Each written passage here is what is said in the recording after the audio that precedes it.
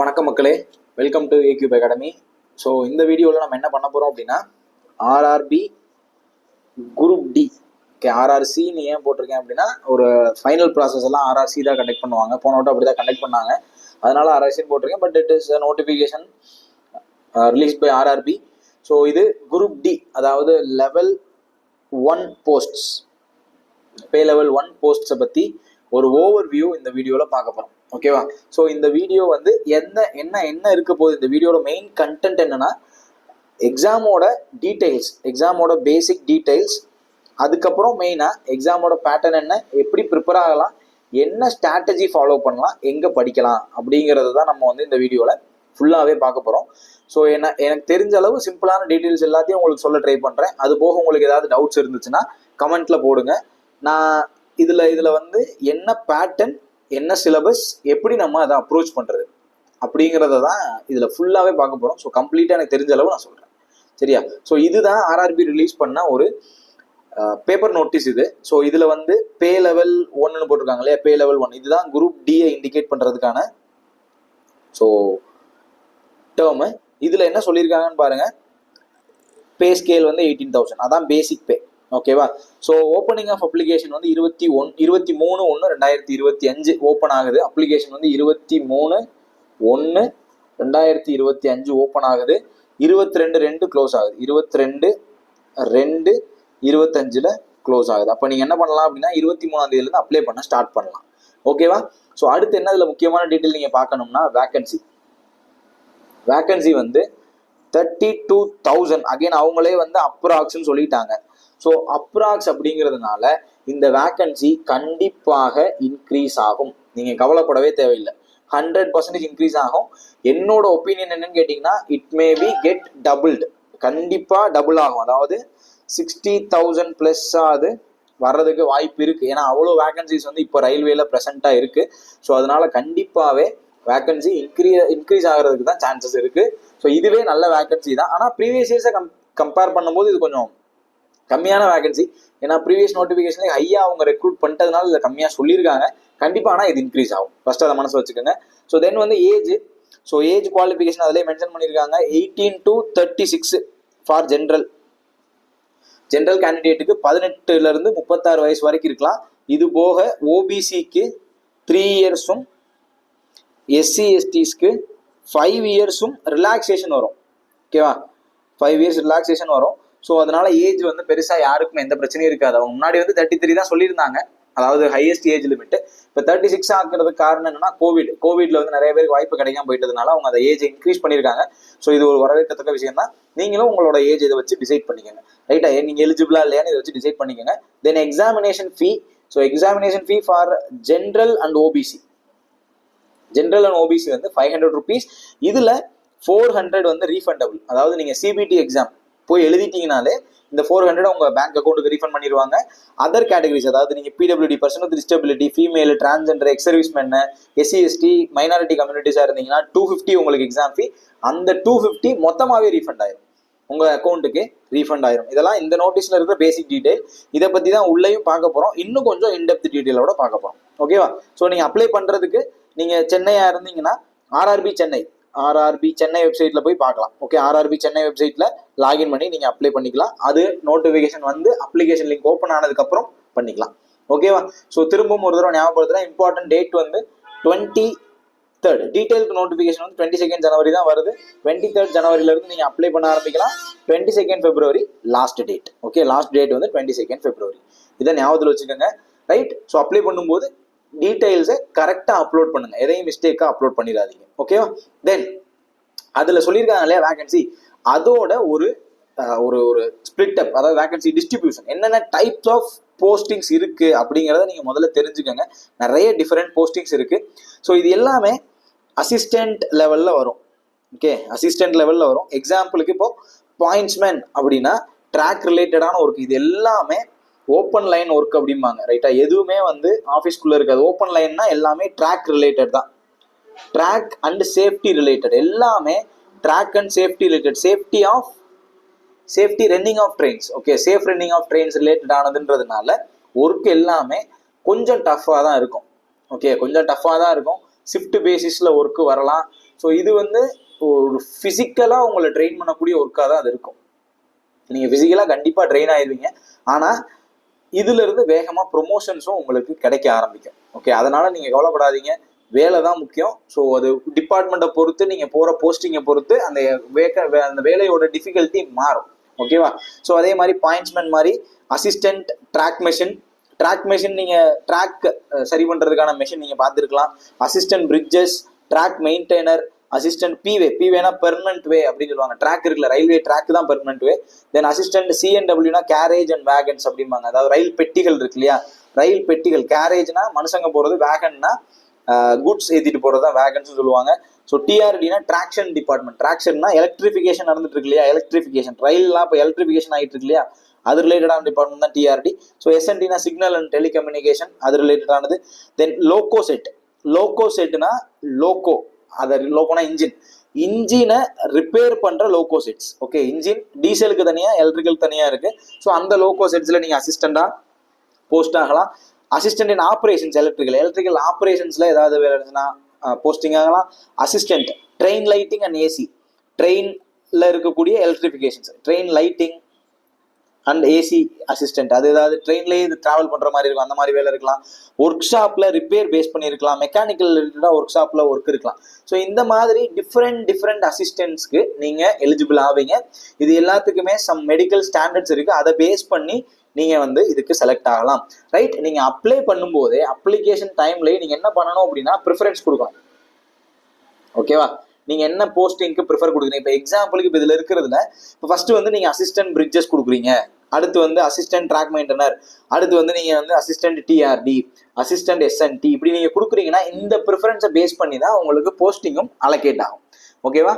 So இதை தெரிஞ்சு வச்சுக்கோங்க. ஆனால் வேலை ரொம்பலாம் டிஃபரன்ஸ் ஆகாது, ஒவ்வொன்றுக்கும் பெருசாலாம் டிஃபரன்ஸ் இருக்காது. ரைட்டா? சேமாக தான் இருக்கும். ஒவ்வொரு டிபார்ட்மெண்ட், இப்போ இங்கே இன்ஜினியரிங் மென்ஷன் பண்ணியிருக்காங்க, டிபார்ட்மெண்ட்டை பொறுத்து கொஞ்சம் வேரி ஆகும், வேலைகள்லாம் கொஞ்சம் வேரி ஆகும். ரைட்டா? ஸோ இதுதான் ஓவராலாக என்னென்ன ஜாப்ஸ் குரூப் டியில் வரும். இந்த வேகன்சிஸ் வந்து அப்ராக்சிமேட் தான், இப்படி இருக்க வேண்டிய அவசியம் இல்லை. So it's approximate vacancy, average வேகன்சின்னு வேணால் வச்சுக்கலாம். ரைட்டா? ஸோ இதை என்னென்ன போஸ்டிங்ஸ்ன்னு தெரிஞ்சுக்கிறதுக்காக தான் இதை நான் சொன்னேன். ரைட்டா? தென் அடுத்து வேகன்சி ட்ரெண்டு நான் முன்னாடியே சொன்ன மாதிரி லாஸ்ட் ப்ரீவியஸ் இயர்ஸோட கம்பேர் பண்ணும்போது, ரைட், ப்ரீவியஸ் இயர்னா லாஸ்ட் இயர் வேகன்சி நீங்கள் கவனிச்சிங்கன்னா 1 lakh. Okay, 1 lakh vacancy. So அது வந்து ரொம்ப ஹியூஜான வேகன்சி. அதுக்கு ப்ரீவியஸ் இயர் 62,000. எனக்கு தெரிஞ்சு இந்த வருஷமே இந்த வேகன்சி வர்றதுக்கு வாய்ப்பு நிறைய இருக்கு. ஸோ நீங்கள் வேகன்சி பற்றி கவலைப்படாமல் ப்ரிப்பேர் பண்ணுங்க. ஸோ 1 lakh போகாது, ஆனால் இதை விட டபுள் ஆகுறதுக்கு கண்டிப்பாக சான்சஸ் உண்டு கரண்ட் இயருக்கு. ஏன்னா எக்ஸாம் ப்ராசஸ் நடக்கிறதுக்கு, எக்ஸாம் வர்றதுக்கு இன்னும் நோட்டிஃபிகேஷனே வரல. ஸோ அதுலேருந்து எக்ஸாம் நடக்கிறதுக்கு இன்னும் ஒரு 6 monthsலேருந்து 8 months வரைக்கும் ஆகும். அதுக்கப்புறம் எல்லா ப்ராசஸும் முடியும் போது இட் மைட் பி டேக் ஒரு 2 year வரைக்கும் ஆயிரும். ஸோ இந்த மீன் டைமில் வர வேகன்சிஸையுமே அவங்க அசஸ் பண்ணி இதில் இன்க்ளூட் பண்ணிப்பாங்க. ஸோ நீங்கள் கவலைப்படாமல் ப்ரிப்பேர் பண்ணுங்க. ஓகே, வேகன்சி வந்து நல்ல வேகன்சி தான். தென் ஆல்ரெடி சொன்ன மாதிரி ஃபீஸு. ஸோ ஃபீஸ் வந்து ஜென்ரல் ஓபிசிக்கு 500, அதில் 400 ரீஃபண்ட் ஆயிரும்.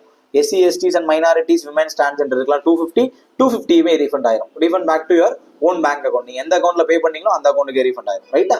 தென் மெயின், இதுதான் இப்போ நம்ம பேச வேண்டிய மெயின் பாயிண்ட்டு என்ன அப்படின்னா exam process, selection process. So selection ப்ராசஸில் ஃபஸ்ட்டு நீங்கள் என்ன கோ த்ரூ பண்ணுவீங்கன்னா சிபிடி எக்ஸாம் எழுதுவீங்க. தென் அதுலேருந்து ஃபிசிக்கல் எஃபிஷியன்சி டெஸ்ட், அதுக்கப்புறம் டாக்குமெண்ட் வெரிஃபிகேஷனுக்கு அப்புறம் மெடிக்கல் டெஸ்ட், தென் அதுக்கப்புறம் ஃபைனல் செலெக்ஷன். ஸோ இதுதான் உங்களோட எக்ஸாம் ப்ராசஸ். ஓகே, நீங்கள் அப்ளை பண்ணதுக்கப்புறம் ஃபஸ்ட் என்ன எழுதணும்? சிபிடி எழுதணும். சிபிடியிலேருந்து ஒரு கட் ஆஃப் வச்சு பர்சனல் எலிஜிபிலிட்டி, அதாவது ஃபிசிக்கல் எஃபிஷியன்சி டெஸ்ட் கூப்பிடுவாங்க. அங்கேருந்து ஒரு கட் ஆஃப் வச்சு டிவி கூப்பிடுவாங்க. டிவி முடிஞ்சதுமே இமீடியட்டாக நீங்கள் மெடிக்கல் அட்டன் பண்ணுற மாதிரி இருக்கும். இதெல்லாம் முடிஞ்சிருச்சு அப்படின்னா ஃபைனல் கட் ஆஃபை பேஸ் பண்ணி உங்களுக்கு போஸ்டிங் கொடுப்பாங்க. ஸோ இந்த ஃபைனல் போஸ்டிங் அப்படிங்கிறது எதெல்லாம் பேஸ் பண்ணியிருக்குன்னா உங்கள் CBT mark, physical eligibility test, 3மே நீங்கள் அதில் எவ்வளோ எடுத்தீங்க, ஃபைனலாக உங்களுடைய மெடிக்கல் ரொம்ப ரொம்ப இம்பார்ட்டன்ட். மெடிக்கலில் ஏன்னா இது எல்லாமே ஓப்பன் லைன் ஒர்க்குங்கிறதுனால ஹை ஃபிட்னஸ் உங்களுக்கு இருக்கணும். ஓகேவா? இப்போ எக்ஸாம்பிளுக்கு உங்களுக்கு வந்து நீங்கள் ஸ்பெக்ஸ் யூஸ் பண்ணுறீங்கன்னா இதில் மோஸ்ட் ஆஃப் தி பொசிஷனுக்கு நீங்கள் எலிஜிபிள் ஆக மாட்டீங்க. ஓகே, ஏன்னா எல்லாமே A2 standard of medical fitness தான் இருக்கும். நான் அதையும் பின்னாடி சொல்கிறேன், அதுக்கு எப்படி ரெடி ஆகணும், மெடிக்கல் டெஸ்ட் எப்படி இருக்குன்றதையும் நான் சொல்கிறேன். ரைட்டா? இந்த எக்ஸாம் ப்ராசஸ் தெரிஞ்சுக்கோங்க. ஸோ ஸ்டார்டிங் வித் சிபிடி தான் ஃபஸ்ட்டு, சிபிடிக்கு அப்புறம் ஃபிசிக்கல், தென் அதுக்கப்புறம் டிவி, அதுக்கப்புறம் மெடிக்கல். ஓகே, இதெல்லாம் கண்டினியூஸாக நடக்கும். ரைட்? ஸோ நம்ம இப்போ சிபிடியை பற்றி ஃபுல்லாக பேசுவோம். ஸோ சிபிடி என்னென்ன நீங்கள் படிக்க வேண்டியது இருக்குது, ஸோ என்னென்ன அதாவது எக்ஸாம் பேட்டர்ன் என்ன. ஸோ உங்களுக்கு மொத்தமாக 100 கொஸ்டின்ஸ், 100 நம்ம 4 ஸ்ப்ளிட் பண்ணுறோம். ஸோ 25 25 30 20. ஸோ இதுதான் பேட்டர்ன், ரைட்டா. First 25 is science, second 25 is aptitude, 30 is reasoning, then 20 is GK and current affairs. So இதுதான் உங்களோட எக்ஸாம் பேட்டர்ன். இது எல்லாத்துக்கும் சேர்த்து ரயில்வே கொடுக்கக்கூடிய டைம் வந்து 90 மினிட்ஸ்ன்னு சொல்கிறாங்க. அதாவது 1 hour 30 minutes. இது வந்து நல்ல டைம் தான். இதுக்குள்ளே தாராளமாக இந்த 100 கொஸ்டினை ஈஸியாக ஆன்சர் பண்ணிட முடியும். நல்ல ப்ராக்டிஸ் இருந்துச்சுன்னா சூப்பராக ஆன்சர் பண்ண முடியும், ரைட். இது எல்லாமே ரொம்ப ரொம்ப ஈஸியான ஸ்டாண்டர்டில் தான் இருக்கும். எக்ஸாம் ரொம்ப ஈஸியாக தான் கேட்பாங்க, ரொம்ப டஃப்பாக கேட்க மாட்டாங்க. ஏன்னா இது வந்து பே லெவல் 1 எக்ஸாமு, அது போக வேகன்சி அதிகமாக இருக்கும், அதனால ஈஸியாக தான் வரும், ரொம்ப டஃப்பாக இருக்காது. அதனால நீங்கள் மெயினாக பண்ண வேண்டியது இது எல்லாத்தோட பேசிக்ஸை நல்லா படிங்க. படிச்சுட்டு அதோட ப்ரீவியஸ் இயர் கொஸ்டின்ஸை சால்வ் பண்ணி பாருங்க. இதுதான் நீங்கள் பண்ண வேண்டிய மெயின், ஓகேவா. இப்போ இதுல சயின்ஸ் சொல்றோம் இல்லையா, சயின்ஸுக்கு வந்து ஜென்ரலா என்ன அப்படிங்கறது இன்டெப்த் சிலபஸையும் பார்க்க போறோம். அடுத்ததான் நான் சொல்ல போறேன். ஸோ இந்த எக்ஸாம் பேட்டர்ன் ஞாபகத்தில் வச்சுங்க. 25 25 30 20 இதுதான் லாஸ்ட் இயர் பேட்டர்ன். இந்த இயர் இதுதான் இருக்கும், மேக்ஸிமம் சேஞ்சஸ் இருக்காது. இன்கேஸ் டீடைல்டு நோட்டிஃபிகேஷன் அப்புறம் ஏதாவது சேஞ்சஸ் இருந்துச்சுன்னா அதையும் நான் உங்களுக்கு அப்டேட் பண்றேன், ரைட்டா. இப்போ இருக்கிற பேட்டர்னுக்கான சிலபஸ் இதுதான், ரைட். இப்போ மேத்தமேட்டிக்ஸ் அப்படின்னு எடுத்துக்கிட்டீங்கன்னா அதில் கிட்டத்தட்ட ஒரு 25 டாபிக்ஸ் இருக்கு. ஸோ இந்த டாபிக்ஸ் எல்லாத்துல இருந்துமே, ரைட்டா, நீங்க இதுல என்னென்ன டாபிக் இருக்கோ எல்லா டாபிக்ல இருந்துமே மினிமம் ஒரு கொஸ்டினாவது எக்ஸ்பெக்ட் பண்ணலாம். மேக்ஸிமம் வந்து 2 to 3 கொஸ்டின் எக்ஸ்பெக்ட் பண்ணலாம்.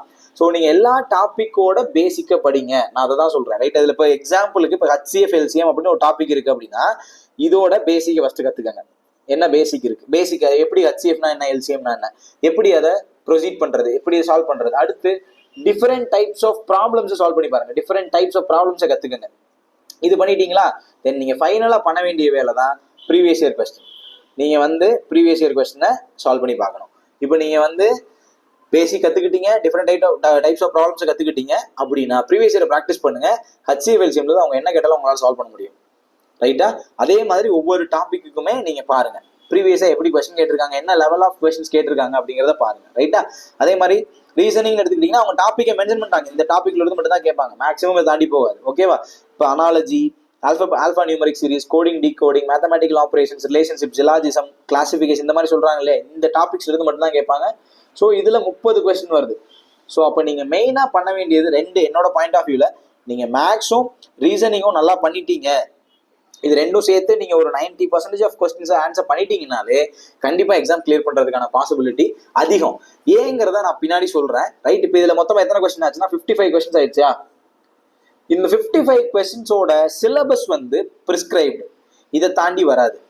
ஆனா இந்த general science, current affair, GS இருக்கு இல்லையா, இதோட சிலபஸ் வந்து ரொம்ப வேஸ்டான சிலபஸ், ரொம்ப பெரிய சிலபஸ், ஹியூஜ் சிலபஸ். இப்போ இதுல இது ரொம்ப ஹியூஜ். இப்போ எக்ஸாம்பிளுக்கு இதுல 25 கொஸ்டினும் இதுல 20 கொஸ்டினும் வருது. இது ரெண்டுக்கும் நீங்க படிக்க வேண்டிய கண்டென்ட் வந்து ரொம்ப ரொம்ப ஜாஸ்தி, ஓகே. ஹையான ஹியூஜ் கண்டென்ட்டை நீங்க படிக்கணும். அப்படி ஹியூஜ் கண்டென்ட்டை படிச்சாதான் ஒரு 70% ஆஃப் கொஸ்டின்ஸையாவது நீங்க ஆன்சர் பண்ண முடியும், ஓகேவா. அப்போ எதுல மார்க் ஸ்கோர் பண்றது ஈஸி, ஆப்டி ரீசனிங்ல மார்க் ஸ்கோர் பண்றது ஈஸி, ஓகேவா. நீங்க ஆப்டி ரீசனிங் நல்லா கான்சன்ட்ரேட் பண்ணி இந்த 55ல ஒரு 90%, ஒரு 45 to 50 கொஸ்டின்ஸை நீங்க ஆன்சர் பண்ண ட்ரை பண்ணிட்டீங்கனாலே இதுல ஈஸியா உங்களால மார்க் எடுக்கும் போது எக்ஸாமை கிளியர் பண்ணிட முடியும். ஏன்னா இப்போ சயின்ஸுக்கு அவங்க சிலபஸ் என்ன சொல்லியிருக்காங்க, physics, chemistry, biology up to 10th standard லெவல்ன்றாங்க. அப்போ நீங்க 10th ஸ்டாண்டர்ட் லெவல் வரைக்கும் பிசிக்ஸ், கெமிஸ்ட்ரி, பயாலஜி படிக்கணும். அப்போ நீங்க மினிமமா என்ன பண்ணணும், 6th to 10th ஸ்கூல் புக்கை படிக்கணும். அப்போ இது பெரிய டாஸ்க், எனக்கு தெரிஞ்சது ரொம்ப பெரிய டாஸ்க். அப்போ இதை பண்றதுக்கு இது பண்ணணும், வேற வழி இல்லை, பண்ணணும். ஆனா உங்களோட பேசிக் கான்சென்ட்ரேஷனை மேக்ஸ்லயும் ரீசனிங்லயும் வச்சுக்கோங்க, ஓகேவா. ஏன்னா இப்போ சயின்ஸ்ல நீங்க எவ்வளவுதான் படிச்சாலும் 100%, இப்போ 25 எடுக்க முடியாது. ஆனா மேக்ஸ்ல 25யும் ரீசனிங்ல 30யும் கண்டிப்பா எடுக்க முடியும், ஏன்னா கணிச்சிட முடியும். ஆனா சயின்ஸையும் ஜிஎஸ்ஐயும் கணிக்க முடியாது, அதுதான் நான் சொல்றேன், ரைட்டா. ஸோ இப்போ இதுல இன்னொன்னு கவனிங்க. இப்போ இதுல ஜென்ரல் அவேர்னஸ் அண்ட் கரண்ட் அஃபேர்ஸ்ங்கிறாங்களா. இப்போ இந்த ஜென்ரல் அவேர்னஸ்குள்ள என்னென்னலாம் வரும்னா ஹிஸ்டரி வரும், பாலிட்டி வரும், எக்கனாமி, சயின்ஸு, இது போக என்விரான்மெண்ட்,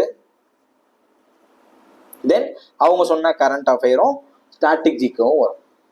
இப்போ இவ்வளோ படிச்சாதான் என்னால் இந்த 20 கொஸ்டின் அப்ரோச்சே பண்ண முடியும். அகைன் கரண்ட் அஃபேர்ஸ் நீங்கள் மினிமம் ஆஃப் 6 months படிக்கணும். இப்போ இதெல்லாம் யோசிங்களா, இப்போ பார்க்கறதுக்கு ஒரு ஹிஸ்ட்ரிங்கிறது ஒரு வரியா இருக்கும். ஆனால் அந்த ஹிஸ்ட்ரிக்கு நீங்கள் 6th to 10th social science book ஃபுல்லாக படிச்சாதான் அந்த ஹிஸ்ட்ரி கவர் ஆகும்.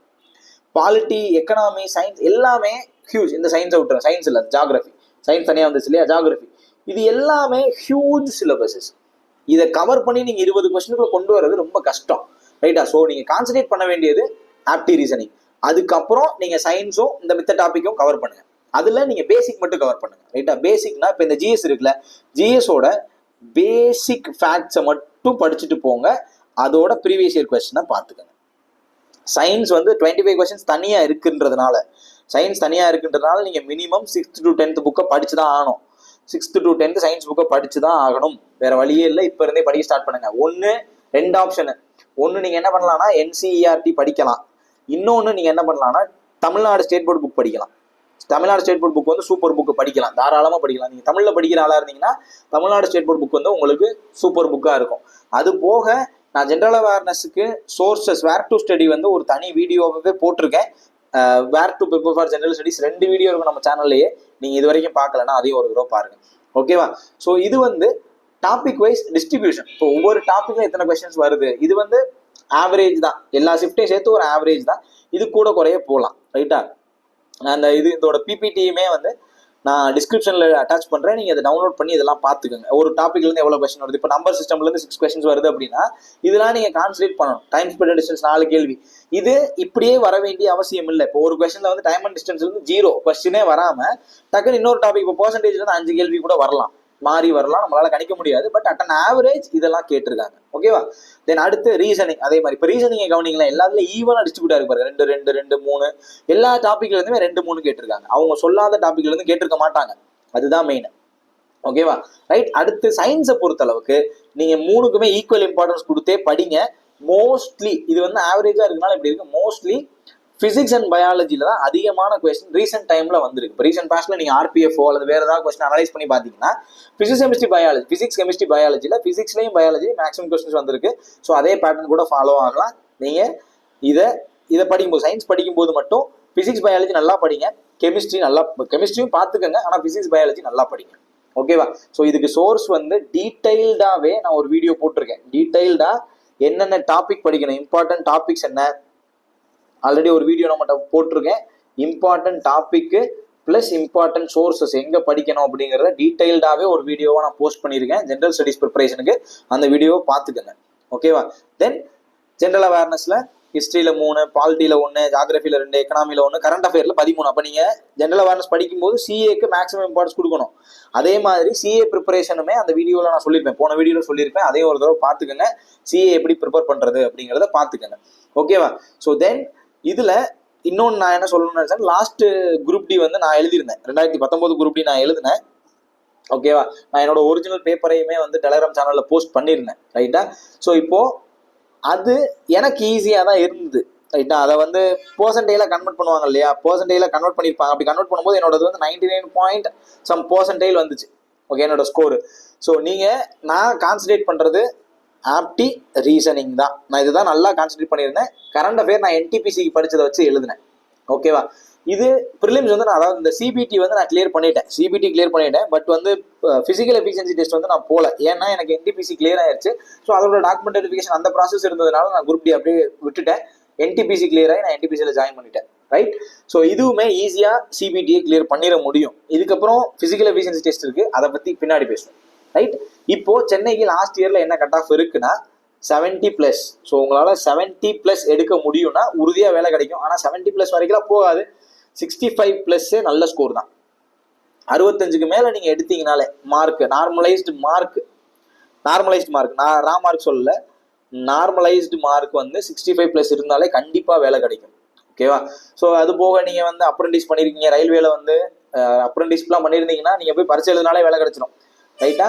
ஸோ இது வந்து லாஸ்ட் இயர் இருந்த cut off. It may vary, maximum ஒரு 2-3 மார்க் வேணா வேரி ஆகலாம். ஆனால் நீங்க ஜென்ரல் கேண்டிடேட்டா இருக்கீங்கன்னா 65 கொஸ்டின் உறுதியா நீங்க கிளியர், அவ்வளவுதான், ரைட்டா?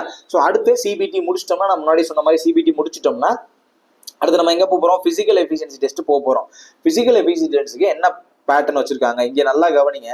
சிபிடில இருந்து பிசிக்கல் எஃபிஷியன்சி டெஸ்ட்டுக்கு 3 times கூப்பிடுவாங்க. 3 times தி கம்யூனிட்டி வைஸ் வேகன்சின்றாங்க. எக்ஸாம்பிளுக்கு இப்போ ஓபிசியில 10,000 வேகன்சி இருக்குன்னா பிசிக்கல் எஃபிஷியன்சி டெஸ்ட்டுக்கு 30,000 பேரை கூப்பிடுவாங்க. ஓகேவா? அப்போ நீங்க பிசிக்கல் எஃபிஷியன்சி டெஸ்ட் செலக்ட் ஆயிட்டீங்கன்னா கிளியர் அப்படி கிடையாது. 1:3ல கூப்பிடுறாங்க. ஸோ 1:3ல கூப்பிடும்போது நம்ம 100% அசூரன்ஸ் கொடுக்க முடியாது. ஆனா நீங்க பிசிக்கல் எஃபிஷியன்சி நல்லா பண்ணிட்டீங்கன்னா அதுக்கடுத்து வேலை கிடைக்கிறதுக்கு வாய்ப்பு இருக்கு. ஓகே, நீங்க மஸ்டா பிசிக்கல் எஃபிஷியன்சி டெஸ்ட் பாஸ் ஆகியே ஆகணும். It's mandatory. ஓகே, அதை நீங்க அட்டன் பண்ணியே ஆகணும். இதுல மேல் கேண்டிடேட்டுக்கு என்ன சொல்றாங்கன்னு பாருங்க. To lift weight of 35 kg 35 kg வெயிட்டை தூக்கிக்கிட்டு 100 மீட்டர் டிஸ்டன்ஸை 2 minutல நீங்க கடக்கணும் 1 சான்ஸ்ல. ஓகேவா? ஃபர்ஸ்ட். அடுத்து 1000 மீட்டர்ஸை 4 minutes and 15 secondsல நீங்க கடக்கணும். 2 பண்ணணும். ஒன்னு வந்து 35 kg வெயிட்டை தூக்கிக்கிட்டே 100 மீட்டர் 2 minutesல போகணும். அடுத்து 1000 மீட்டர் ரன்னிங் வந்து 4 minutes and 15 secondsல நீங்க முடிக்கணும். இது வந்து மேல் கேண்டிடேட்டுக்கு. ஃபீமேலுக்கு நீங்க 35 தூக்க தேவையில்லை. 20 kg 100 மீட்டர் அதே 2 minutesல நீங்க டிராவல் பண்ணணும். அடுத்து 1000 மீட்டர்ஸை நீங்க 5 minutes 40 secondsல முடிச்சா போதும். ஓகேவா? ஸோ இது வந்து ஒரு நல்ல ப்ராக்டிஸ் இருந்துச்சுன்னா நீங்க கண்டிப்பா சிபிடி முடிச்சதுக்கு அப்புறம் சிபிடில நீங்க ஒரு 60+ வந்துருவீங்க. 60+ அதிகமாக தான் நான் சொல்றேன். 60+ வந்துருவீங்கனாலே நீங்க பிசிக்கல் எஃபிஷியன்சி டெஸ்ட்டுக்கு ப்ராக்டிஸ் பண்ண ஆரம்பிங்க. கண்டிப்பா ப்ராக்டிஸ் பண்ணாதான் இதை கிளியர் பண்ண முடியும். இல்லைன்னா கிளியர் பண்ண முடியாது. ஏன்னா இது ஒன் ஆஃப் தி டஃப். ஏன் இதை வைக்கிறாங்க அப்படின்னு ஒன்று இருக்கு இல்லையா? இது ஏன் வைக்கிறாங்கன்னா உங்களோட வேலை எல்லாம் ஃபீல்டுல தான் இருக்கும். நீங்க எந்த ஆஃபீஸ்லயும் உட்காந்து கம்ப்யூட்டர்ல வேலை பார்க்க போறது இல்லை. ஃபீல்டுல லோடோட வேலை பார்க்க போறீங்க. அதனால உங்களுக்கு பிசிக்கலா நீங்க ரெடியா இருக்கீங்களா அப்படிங்கறத தெரிஞ்சுக்கிறதுக்காக தான் இந்த டெஸ்ட் வைக்கிறாங்க. ஸோ இதுலயே தெரிஞ்சிடும் வேலை எந்த அளவுக்கு இருக்கும் அப்படிங்கிறது. ஸோ வேலையோட அளவை புரிஞ்சுக்கிட்டு அதுக்கேற்ற மாதிரி ரெடி ஆயிக்கங்க. மென்டலாவும் ரெடி ஆயிக்கங்க, பிசிக்கலாவும் ரெடி ஆயிக்கங்க. ரைட்டா? ஸோ இது எல்லாமே ஓப்பன் லைன் ஒர்க்கு. நான் முன்னாடியே சொன்ன மாதிரி ஃபீல்டுல வேலை பார்க்குற மாதிரி தான் இருக்கும். ரைட்? ஸோ இது இப்போ உங்களுக்கு புரிஞ்சிருச்சு இல்லையா? பிசிக்கல் எஃபிஷியன்சி டெஸ்ட் எப்படின்னு புரிஞ்சிருச்சு இல்லையா? ரைட். அடுத்து மெடிக்கல். பிசிக்கல் முடிக்கிறோம். அடுத்து நீங்க டாக்குமெண்ட் வெரிஃபிகேஷன் போவீங்க. டாக்குமெண்ட்ல நீங்க அப்ளை பண்ணும்போது என்னென்ன டாக்குமெண்ட்லாம் கொடுத்தீங்களோ அதை மட்டும் வச்சுட்டு உங்களை வெரிஃபை பண்ணுவாங்க. இப்போ நீங்க 10th நம்பர் என்ன, ரெஜிஸ்டர் நம்பர் என்ன, மார்க் என்ன, இதெல்லாம் வெரிஃபை பண்ணிடுவாங்க. எல்லாம் முடிஞ்சிருச்சுன்னா முடிஞ்சு.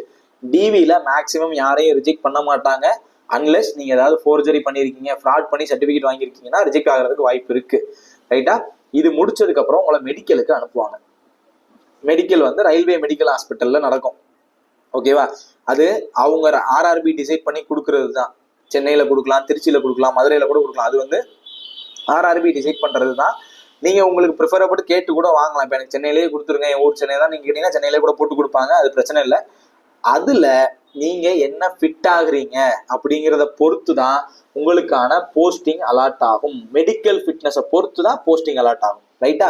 ஸோ ஒரு நிமிஷம் வெயிட் பண்ணுங்க. நான் இப்போ இதுல பின்னாடி காட்டுறேன் பாருங்க. இப்போ அசிஸ்டன்ட் ஒர்க் ஷாப் என்ன standard? C1. Right? Assistant bridge, assistant carriage வேகன்லாம் B1. இதுல பாருங்களேன் ஒரு சிலது. இப்போ பாயிண்ட்ஸ்மேன் A2. ஸோ மீதி எல்லாமே B1 தான் மோஸ்ட்லி இருக்கு. C1 தான் இருக்கிறதுலே கம்மியா இருக்கும். C1 வந்து கொஞ்சம் கம்மியா இருக்கும். ரைட்டா? ஸோ இப்போ இது வந்து லாஸ்ட் இயரோட, அதாவது ப்ரீவியஸ் நோட்டிஃபிகேஷன் 2019 நோட்டிஃபிகேஷனோட distribution of vacancy and fitness 2019. ரைட்டா? 2019ஓட ஃபிட்னஸ் மாறாது. இதுதான் ஃபிட்னஸ். ரைட்? இப்போ இதுல A2னா என்ன, B2னா என்ன, B1னா என்ன, C1னா என்ன, ஆல்ரெடி நான் NTPCக்கு ஒரு தடவை சொல்லியிருந்தேன். இப்போ திரும்ப ஒரு தடவை சொல்றேன். ரைட்? இப்போ A2 அப்படின்னா உங்களோட ஃபிட்னஸ் A2 அப்படின்னா நீங்க வந்து வித்தவுட் கிளாஸஸ்ல உங்க ஐ பவர் கரெக்டா இருக்கணும். நீங்க கிளாஸ் போட்டிருக்க கூடாது. ஓகேவா? A2னா வித்தவுட் கிளாஸ் ஃபிட் இருக்கணும். இதுல இன்னொன்னு இருக்கு, physically fit in all aspects. அதையும் முக்கியம். Physically fit in all aspects அப்படின்னா என்ன, அதுவும் சொல்லியிருப்பாங்க. பிசிக்கலி ஃபிட் இன் ஆல் ஆஸ்பெக்ட்ஸ்னா கண்ணு, இதெல்லாம் கண்ணை பொறுத்து தான். இது வந்து ஐ ஃபிட்னஸ். இது போக பிசிக்கலா நீங்க எல்லா விதத்திலையும் ஃபிட்டா இருக்கணும். உங்க பாடியில குணப்படுத்த முடியாத வியாதிகள் எதுவும் இருக்கக்கூடாது. ஓகேவா? அதாவது குணப்படுத்த முடியாத வியாதினா இப்ப அது வந்து லீட்ஸ் டு டெத். அதை வந்து சரியே பண்ண முடியாது அப்படின்னு ஏதாவது பிரச்சனை இருந்துச்சுன்னா நீங்க ரிஜெக்ட் ஆகிறதுக்கு வாய்ப்பு இருக்கு. சின்ன சின்ன மைனர் ஆப்ரேஷன்ஸ்ல இருந்து மேஜர் ஆப்ரேஷன்ஸ் வரைக்கும் எல்லாத்தையுமே நீங்க தெரியப்படுத்திடுறது தான் நல்லது. எதையும் மறைக்கிறது வந்து நல்லது இல்லை. ஒருவேளை அவங்களா கண்டுபிடிச்சு அதை கேட்டாங்கன்னா அதுக்கு என்கொயரி அந்த மாதிரி எல்லாம் போகும். நீங்க ஓப்பனா சொல்லிடுறது தான் நல்லது. ஓகே? அப்படி சொல்லிட்டீங்கன்னா எதுலையாவது உங்களை ஃபிட் பண்ண முடியுமான்னு அவங்க யோசிப்பாங்க. உங்களை ரிஜெக்ட் பண்ணணும்னு யோசிக்க மாட்டாங்க. ரைட்டா? ஸோ அடுத்து B1 வந்து with with or without glass fit, power does not exceed 4 dioptre. அதாவது உங்களோட ஐயோட பவர் வந்து +4 ஆர் -4 வரைக்கும் இருக்கலாம். +4 ஆர், அதாவது நீங்க பவர் சீட் கண்ணாடி போட்டிருக்கவங்களுக்கு தெரியும், உங்களோட ஐ பவர் வந்து +4 ஆர் -4 வரைக்கும் இருக்கலாம். B2னாலும் அதே தான், +4 ஆர் -4 லைட்டா கூடிய. இப்போ எக்ஸாம்பிளுக்கு -4.25 இருந்தா கூட you will get the fit of C1 தான். ஓகேவா, ரைட்? அதெல்லாம் கன்சிடர் பண்ண மாட்டாங்க. அப் டு 4 தான், 4 வரைக்கும் நீங்க B2 வாங்கலாம். ஓகேவா, C1 C2 வந்து ஃபிட், ஜஸ்ட் ஃபிட், அவ்வளவுதான். ஜஸ்ட் ஃபிட்னா கண்ணாடி போட்டா கண்ணு தெரியும், அவ்வளவுதான். அந்த அளவுக்கு இருந்தா C1 கொடுத்துருவாங்க. ஓகேவா, எந்த பிரச்சனையும் இருக்காது. இதுல வந்து நீங்க ரெண்டுமே தூர பார்வையும் செக் பண்ணுவாங்க, லாங் டிஸ்டன்ஸையும் நீங்க படிச்சு காட்டணும், பக்கத்துல ஒரு நோட் புக் கொடுப்பாங்க, அதையும் நீங்க படிச்சு காட்டணும். அவங்க வித்தவுட் கிளாஸ்ல தான் டெஸ்ட் பண்ணுவாங்க. வித்தவுட் கிளாஸ்ல டெஸ்ட் பண்ணிட்டு தான் வித் கிளாஸ்ல கண்ணாடி போட்டு உங்களை ரீட் பண்ண சொல்லுவாங்க. அப்போ உங்களால ரீட் பண்ண முடிஞ்சதுனாலே ஓகே தான். உங்களால பார்த்து வாசிக்க முடியும் அப்படின்னா C1 கொடுத்து உங்களை ஃபிட் பண்ணிடுவாங்க. வேற ஏதாவது கண்ணில் நீங்க ஆப்ரேட் பண்ணியிருந்தாலும் அதுக்கேற்ற மாதிரி இது மாறும். இப்போ ஒருவேளை நீங்க முன்னாடி கிளாஸஸ் யூஸ் பண்ணிட்டு இருந்திருப்பீங்க, அதுக்கப்புறம் ஆப்ரேட் பண்ணி இப்போ நீங்க வந்து கிளாஸ் யூஸ் பண்றது இல்லை, அதை வந்து ரயில்வே ஐடென்டிஃபை பண்ணிட்டாங்க அப்படின்னா அதுக்கேற்ற மாதிரி ஃபிட்னஸ் மாறும். உங்கள்கிட்டையும் கேட்பாங்க, ஆப்ரேட் பண்ணிருக்கீங்களான்னு கேட்பாங்க. நீங்க பண்ணிருக்கீங்கன்னா ஆமான்னு சொல்லிருங்க, அதுக்கேற்ற மாதிரி ஃபிட்னஸ் மாறும். ரைட்டா, ஃபிட் பண்ணி கொடுத்துருவாங்க. யாரையும் மேக்சிமம் ரிஜெக்ட் பண்ண மாட்டாங்க. ஓகேவா, ஆனா பிசிக்கலா எல்லா ஆஸ்பெக்ட்லயுமே கொஞ்சம் ஃபிட்டா இருங்க. ரைட்டா, starting with weight, hearing ability, உங்களோட ஹார்ட் பீட்டு, ப்ரெஷரு எல்லாமே செக் பண்ணுவாங்க. ரைட்டா, டாப் டு பாட்டம் செக் பண்ணுவாங்க. எந்த பிரச்சனையுமே இல்லாம இருக்கணும். ரைட்டா, அப்படி ஒருவேளை ஏதாவது பிரச்சனை இருக்குன்னா ரயில்வே ஹாஸ்பிட்டல்லையே அடுத்தடுத்த மெடிக்கல் டெஸ்ட்டுக்கு அவங்க ரெஃபர் பண்ணுவாங்க. அதையும் நீங்க அட்டன் பண்ணி ஃபிட் வாங்கிக்கலாம். ரைட், இப்போ நீங்க ஒருவேளை மதுரையில வந்து மெடிக்கல் டெஸ்ட் அட்டன் பண்றீங்க, உங்களை அன்ஃபிட் பண்றாங்க, ஏதோ ஒரு ரீசன் சொல்லி அன்ஃபிட் பண்றாங்கன்னா நீங்க என்ன பண்ணலாம்னா அப்பீல் போகலாம். அப்பீல் போய் ரீமெடிக்கல் அட்டன் பண்ணலாம். ரீமெடிக்கல் வந்து சென்னையில மட்டும் நடக்கும். ரீமெடிக்கல் அட்டன் பண்ணி ரீமெடிக்கல்ல மேக்ஸிமம் ஃபிட் வாங்கிடலாம். ரைட்டா, மேக்ஸிமம் ஃபிட் வாங்கிடலாம். அதனால ஆரம்பத்துல இருந்தே மெடிக்கலி கொஞ்சம் கான்சன்ட்ரேட்டடா இருங்க. நான் முன்னாடி இருந்தே சொல்றது தான், ரயில்வேல வேலைக்கு போகணும்னு நீங்க ஆசைப்பட்டீங்கன்னா மெடிக்கலி ஃபிட்டா இருங்க, அவ்வளவுதான். ரைட், இது வந்து போன வருஷத்துல இருந்த ஃபிட்னஸ். இதை நீங்க ஒரு தடவை பார்த்துக்கங்க. ரைட், இது லாஸ்ட் இயரோட வேகன்சி டிஸ்ட்ரிபியூஷன். லாஸ்ட் இயர் வந்து சதர்ன் ரயில்வேக்கு மட்டுமே 10,000 வேகன்சி, சென்னைக்கு மட்டுமே 10,000 வேகன்சி இருந்துச்சு. இந்த வட்டம் ஒரு 2,500 கிட்ட சொல்லியிருக்காங்க. கண்டிப்பா இன்க்ரீஸ் ஆகும். வேகன்சி பத்திலாம் கவலைப்படாதீங்க. நான் திரும்பவும் அதான் சொல்றேன், நல்லா ப்ரிப்பேர் பண்ணுங்க. ஓகேவா, வேகன்சி பத்தி மேக்ஸிமம் கவலைப்படாம ப்ரிப்பேர் பண்ணுங்க. இதுல இன்னொன்று நான் சொல்லணும்னு நினைச்சது வந்து இதோட ப்ரொமோஷன்ஸ். ஓகேவா, குரூப் டில இருந்து ப்ரொமோஷன் எப்படி இருக்கும்? இப்போ நீங்க குரூப் டில போஸ்ட் ஆயிட்டீங்க அப்படின்னா இங்க இருந்து வேற வேற டிபார்ட்மெண்ட்ஸ்ல நீங்க ப்ரொமோட் ஆகலாம். எக்ஸாம்பிளுக்கு நீங்க டைரக்டா ஏஎல்பியா ப்ரொமோட் ஆகலாம். ஓகேவா, அதே மாதிரி ட்ரெயின் மேனேஜர், கூட்ஸ் கார்டா ப்ரொமோட் ஆகலாம். இல்ல நான் இன்ஜினியரிங் சைடே போறேன்னா குரூப் டில இருந்து நீங்க ஜேஇ ப்ரொமோட் ஆகலாம். ஜேஇல இருந்து சீனியர் செக்ஷன், ஜூனியர் இன்ஜினியர் ஆகி சீனியர் செக்ஷன் ஆகி அந்த ரேஞ்சில் போகலாம். இல்ல ஏஎல்பி, சீனியர் ஏஎல்பி இந்த லைன்ல போகலாம். எல்லாமே ஓப்பன் லைன் ரிலேட்டடா தான் வரும். எல்லாமே ஓப்பன் லைன் ரிலேட்டடா தான் வரும்.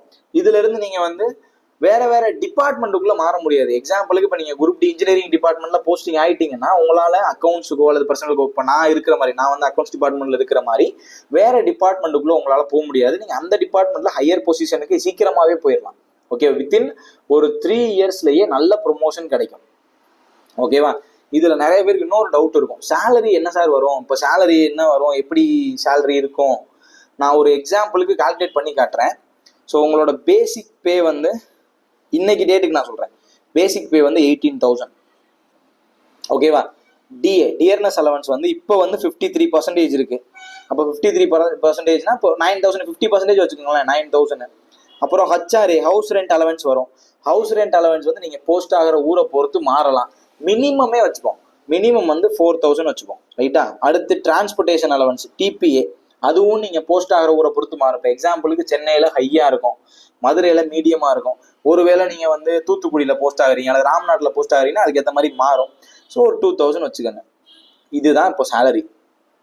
ஓகேவா, இப்போ அப்ராக்சிமேட்டா 30,000 பிளஸ் ஈஸியாக கிடைக்கும். 35,000 வரைக்கும் ஈஸியாக சேலரி கிடைக்கும் குரூப் டிக்கு. ஓகேவா, இப்போ பே கமிஷன் வேற போட்டதுனால, பே கமிஷன் வந்து வித் எஃபெக்ட் ஃப்ரம் 2026 தான். நீங்க வர்றதுக்குள்ள அந்த பே கமிஷன் இம்ப்ளிமெண்ட் ஆயிரும். நீங்க வேலைக்கு வர்றதுக்குள்ள பே கமிஷன் இம்ப்ளிமெண்ட் ஆயிரும். இப்போ பே கமிஷன் படி ரொம்பலாம் கூடாது, நீங்க அதையும் ஞாபகத்தில் வச்சுக்கோங்க. ஓகே, பே கமிஷன் இப்போ சொல்றாங்க இல்லையா, அப்படியே சேலரி டபுள் ஆயிரும், ட்ரிபிள் ஆயிரும், அப்படிலாம் ஆகாது. அவ்வளோலாம் கொடுக்க மாட்டாங்க, ரைட். ஆனால் ஒரு கண்டிப்பாக ஒரு நல்ல மார்ஜினில் இன்க்ரீஸ் இருக்கும். இப்போ எக்ஸாம்பிளுக்கு இப்போ நான் சொல்கிறேன் இல்லையா, இப்போ நீங்கள் வந்து 30,000 சேலரி வாங்கிட்டு இருக்கீங்கன்னா உங்களுக்கு வந்து 25% இன்க்ரீஸ் கண்டிப்பாக இருக்கும். இந்த 25% உறுதியாக 25% இருக்கும். இதுக்கு மேலே கிடைக்கிறதெல்லாம் லாபம்.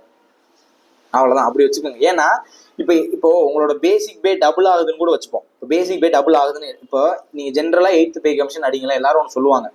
எப்பப்பெல்லாம் டிஏ வந்து 50% தாண்டுதோ உங்கள் பேசிக் பேயை வந்து சேஞ்ச் பண்ணணும், ரைட். அது ரூல். இப்போ பேசிக் பே வந்து 36,000 ஆயிடுச்சுன்னு வச்சுப்போம். இப்போ டிஏ என்ன தெரியுமா ஆகும்? 4% ஆயிரும். அவ்வளோதான். 4% ஆச்சுன்னா இங்கே வந்து 1,100 ரூபா வரும். இதுக்கேற்ற மாதிரி இது எல்லாமே சேஞ்ச் ஆயிரும். அப்போ சேஞ்ச் ஆச்சுன்னா 1,100 ரூபா தான் வரும், 11,000 வராது, 1,100 ரூபா தான் வரும். அகெயின் போய் உங்கள் சேலரி வந்து 40,000 ப்ளஸ்ல நிற்கும். இதுதான் சேலரி. இதுவே நல்ல ஹைக்கு. அடுத்தடுத்த ப்ரொமோஷன்ல ஹியூஜ் ஹைக்குக்கு உங்களுக்கு கிடைக்கும், ரைட். இப்போ இதை நீங்க நல்லா புரிஞ்சுக்கோங்க. அதாவது நீங்க ஒரு ஹியூஜ் சேலரி 1 லட்ச ரூபா 2 லட்ச ரூபா அப்படிலாம் எதையுமே திங்க் பண்ணாதீங்க. ஃபர்ஸ்ட் சேலரியை திங்க் பண்றதே வேஸ்ட். வேலை தான் முக்கியம். இருந்தாலும் சொல்லணும் அப்படிங்கிறது என்னோட கடமை. அதனால நான் சொல்றேன், மினிமம் 35,000 to 43 அல்லது 45,000 வரைக்கும் போகலாம் போஸ்ட் ஆகிற ஊரை பொறுத்து. அதுவே கிரேட் சேலரி குரூப் டிக்கு. அதுல இருந்து நீங்க ப்ரொமோட் ஆக சூப்பர் சேலரி கிடைக்கும். ஓகேவா? ஸோ இப்போ எனக்கு தெரிந்த அளவில் எக்ஸாமோட ஃபுல் டீட்டெயில் நான் சொல்லியிருக்கேன், ரைட்டா. இதுக்கப்புறம் நான் சொல்லணும்னு நினச்சது, இப்போ ஒரு பேட்ச் நான் ஸ்டார்ட் பண்ணியிருக்கேன், RRB group D online classes, ரைட்டா. ஸோ ஆன்லைன் கிளாஸஸ் வந்து ஸ்டார்ட் பண்ணியிருக்கேன். ஆல்ரெடி என்டிபிசிக்கு வந்து ஆப்டிடியூட் ரீசனிங் கிளாஸ் போட்டு அந்த கிளாஸ்லாம் முடிய போகுது. ஸோ இப்போ குரூப் டிக்கு கிராஷ் கோர்ஸ், கம்ப்ளீட் கோர்ஸ்னா அதில் என்னென்ன வரும்ன்றதையும் நான் டீட்டெயிலாக சொல்கிறேன். இப்போ சிலபஸ் நான் சொன்னேன், ஆப்டி, ரீசனிங்கு, சயின்ஸு, ஜிகே, ஜிஎஸ்னா கரண்ட் அஃபேர்ஸும் சேர்த்து. இது எல்லாத்துக்குமே கம்ப்ளீட் கிளாஸ். ஓகேவா? எல்லாத்துக்குமே கம்ப்ளீட் கிளாஸ். இப்போ சயின்ஸ் எல்லாம் வந்து கிளாஸஸ் எல்லாம் என்சிஆர்டி பேஸ் பண்ணி, என்சிஆர்டி தமிழ்நாடு ஸ்டேட் புக் எல்லாத்தையும் பேஸ் பண்ணி கம்ப்ளீட்டான கிளாஸஸ் இருக்கும். ஓகேவா? பைலிங்குவல் கிளாஸஸ் தான். ஸோ இது டீட்டெயில்ஸ் நீங்கள் பார்த்துக்கோங்க. இப்போ இதுதான் டீட்டெயில்ஸ், கோர்ஸோட ஹைலைட்ஸ் இதுதான். 150 + live and recorded classes. Okay, 150+ classes இருக்கு எல்லாத்துக்குமே. ஆப்டி, ரீசனிங்கு, ஜென்ரல் ஸ்டடீஸ்னா நான் முன்னாடி சொன்ன history, polity, economy, geography, static, இது எல்லாம் இன்க்ளூடட். ஓகேவா? அது போக டாபிக் வைஸ் ப்ராக்டிஸ் டெஸ்ட்னா அகைன் இந்த எல்லா டாபிக்குமே, ஆப்டி, ரீசனிங் எல்லாத்துக்குமே கிளாஸஸ் எல்லாமே பைலிங்குவலாக தான் இருக்கும். பைலிங்குவல்னா தமிழ்லையும் இருக்கும், இங்கிலீஷ்லையும் இருக்கும். ஸோ நீங்கள் கவலைப்பட தேவையில்லை. ஆப்டி, ரீசனிங்க்கு practice materials, topic wise practice materials வந்துடும். மீதி எல்லாத்துக்கும் study materials, bilingual study materials கொடுக்கப்பட்டோம். எல்லாமே பிடிஎஃப் வெர்ஷன்ஸ். இது ரெண்டுமே பிடிஎஃப் வெர்ஷன் வந்து உங்களுக்கு கொடுக்கப்படும். Current affair material, past 1 year current affair material வந்துடும். ஆன்லைன் மோட் மட்டும்தான். ஓகேவா? Completely handle by myself. நான் தான் எடுக்க போகிறேன். என்னோட ஹேண்ட் ரிட்டன் நோட்ஸ், எல்லா ஹேண்ட் ரிட்டன் நோட்ஸுமே உங்களுக்கு நான் ஷேர் பண்ணிடுவேன். ஓகேவா? இதை வச்சு நீங்கள் ப்ரிப்பேர் பண்ணீங்கன்னா 100% நீங்கள் எக்ஸாம் கிளியர் பண்ணிடலாம். ஓகேவா? இது குரூப் டிக்கான கிராஷ் கோர்ஸ். எப்படி கிளாஸஸ் போகும்போது எப்படி பே பண்ணணும், ஃபீஸ் பே பண்ணணும், எப்படி லாகின் பண்ணணும் அப்படிங்கிற டீட்டெயில் எல்லாம் நான் டிஸ்கிரிப்ஷனில் கொடுக்குறேன். டிஸ்கிரிப்ஷனில் லிங்க் இருக்கும்.